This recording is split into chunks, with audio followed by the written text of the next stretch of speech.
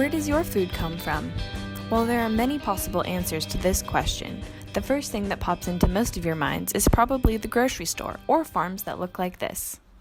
While this was and still is the standard of the American food system, continued environmental degradation and increasing food insecurity shows the need for food systems that are equitable, accessible, and sustainable. Large-scale conventional farming methods that rely on monocultures and pesticides are extremely damaging to soil health, biodiversity, and habitat. Urbanization adds to the disconnect between people and food production. More people are moving to cities themselves are expanding, and farmland and farm expertise are being lost. Limited availability to land and discriminatory land use policies that do not allow urban gardens contribute to urban food insecurity. However, there is a resurgence of people who are becoming interested in where their food is coming from. Being able to grow one's own food gives people a sense of autonomy, provides them with nutritious food, can instill a sense of environmental stewardship, and lower one's overall environmental impact. Pretty soon, a majority of the world's population will live in cities, and sustainable urban agriculture systems will become more necessary. This project suggests a way that food production can be done close to where people live in a way that reduces carbon emissions, improves food security, is cost-effective, and accessible to people with varied skill levels and backgrounds. The initial inspiration to build an urban agriculture system came from this simple, compact farming design at the Upland Holistic Development Center in Thailand. It contained catfish living in the water and tomato plants growing in coconut husk pots hanging from the bamboo structure. Even though urban gardening is becoming more popular and accepted by zoning laws, I still feel like truly sustainable urban gardening would consist of a closed-loop system.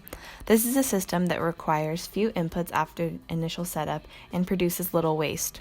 With all of this in mind, I set out to answer the question, what is the most sustainable, low-tech, closed-loop agriculture system that I can implement in Seattle? I researched many different types of sustainable agriculture systems and ended up deciding to use an aquaponics system because of the closed-loop nature of the system and the ability to put an aquaponics system nearly anywhere. So what is aquaponics, you might ask? Aquaponics is an agricultural method that fuses hydroponics, growing plants without soil, and aquaculture, fish farming, into a system that recycles nutrients from the biological systems of both organisms. Aquaponics draws from ideas that are prevalent in other cultures, such as chinampas and rice paddies. In an aquaponics system, fish waste adds ammonia to the water that the fish are living in. When the water is pumped into the grow beds, bacteria in the system turns the ammonia into nitrate, an essential nutrient for plant growth. Nitrates are absorbed by the plants before the water is returned to the fish tank with the ammonia removed.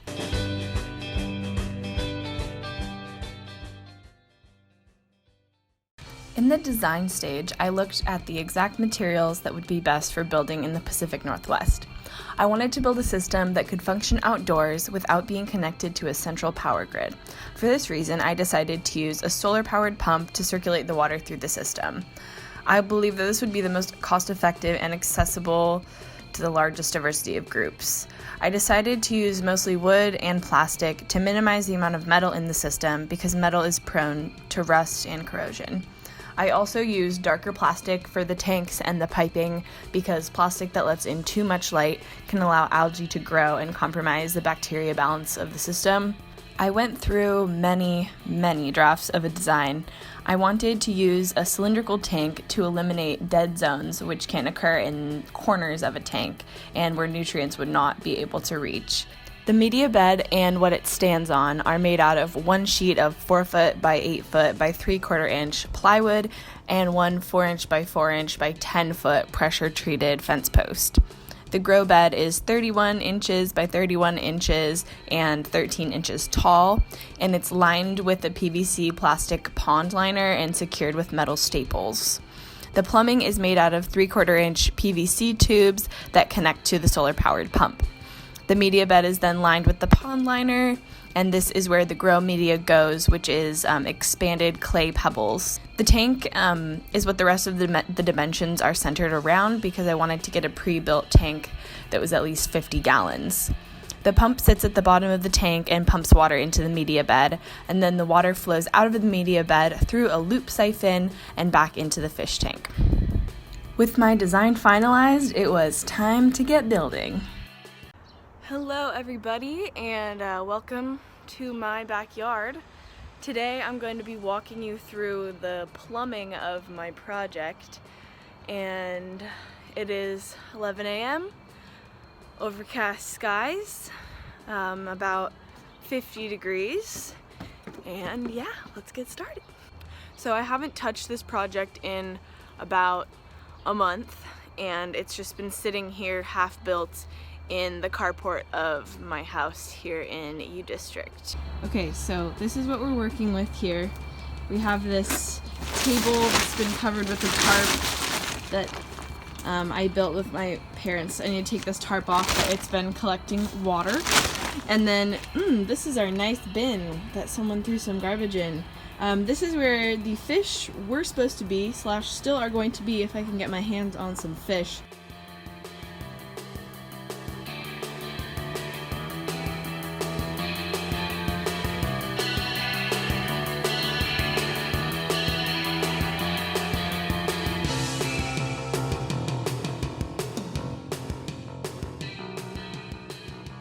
Close up.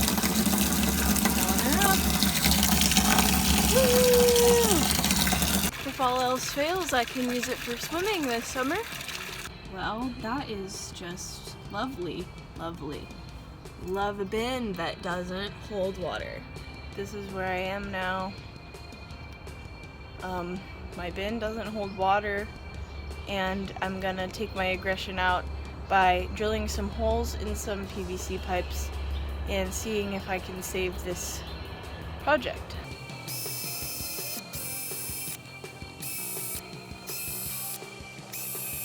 From the top, this looks like a normal piece of PVC tube.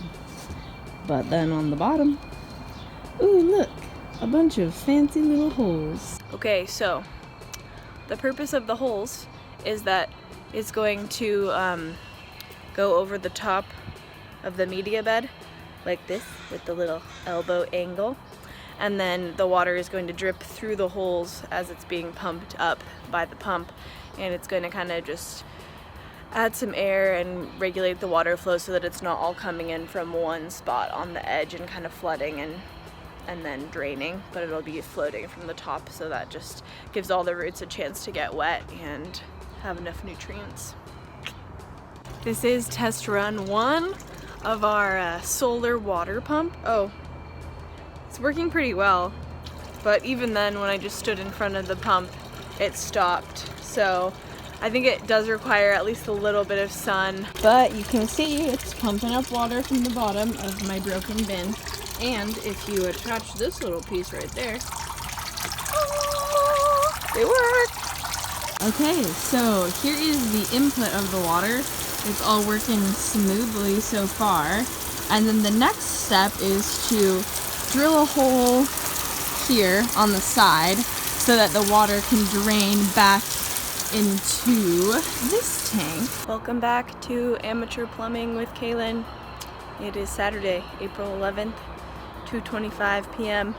and I'm gonna do some more plumbing.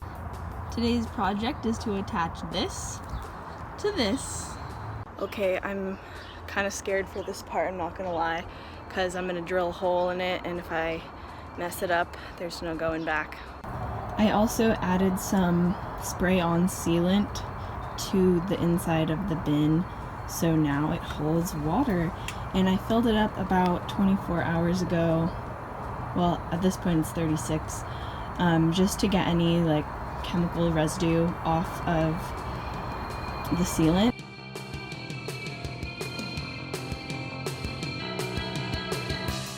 Okay, this X is what we're aiming for. It's about 1.5 inches from the bottom, so that will be as low as the water will get, and then I will attach the pipe, the tube, a little bit, like 2 or 3 inches below the top, and that's as high as the water will get.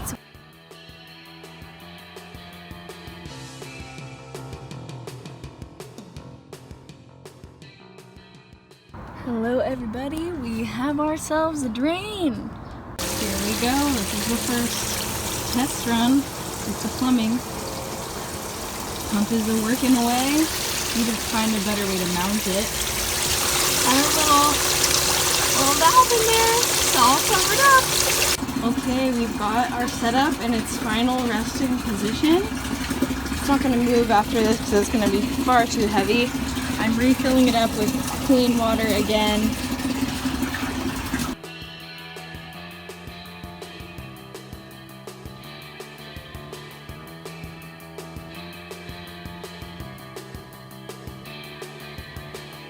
This hole is big enough that they can fall through, so I need to find some sort of filter to put there.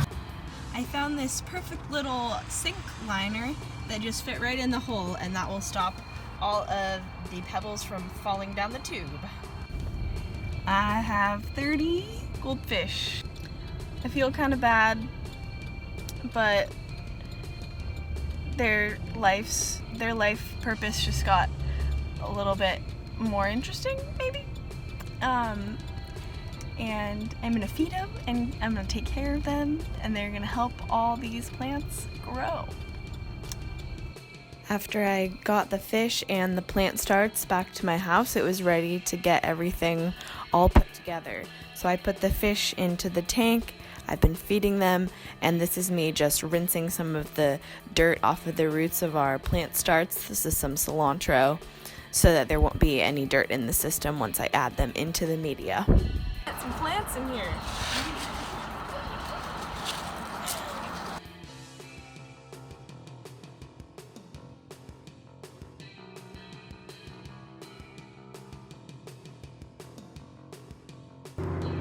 And just like that, my aquaponics system is finished. In her final form, this is what we have.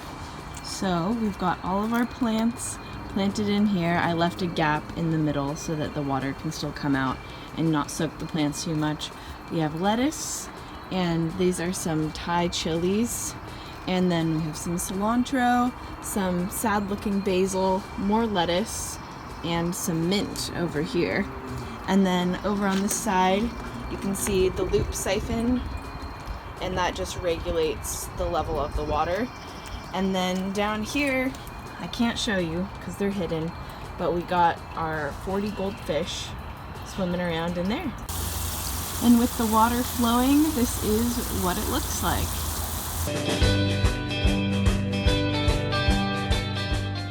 While I'm happy with how my final product turned out, it would be difficult to try and recreate in a kit-style format with step-by-step instructions. Even when intentionally designing a system that is simple compared to other aquaponics systems on the market, the system still required a lot of construction, a lot of plumbing, and things that might not be common knowledge to many people. That being said, I did come across other designs during my research that I think would be more accessible. One design that I saw used a pre-built shelving structure as the grow bed and then attached pipes and a pump to that. Also, some systems used pre-built fish tanks. One reason that I did design my system in the way that I did is because I wanted to grow larger vegetables like peppers and tomatoes that would not be possible to grow in these smaller systems. I also wanted a design challenge for myself where I could work through all the phases of the design and construction process. I learned that I greatly overestimated my building skills, and that all the years of helping my dad with projects is not the same as doing something by myself, but I did learn a lot during the process.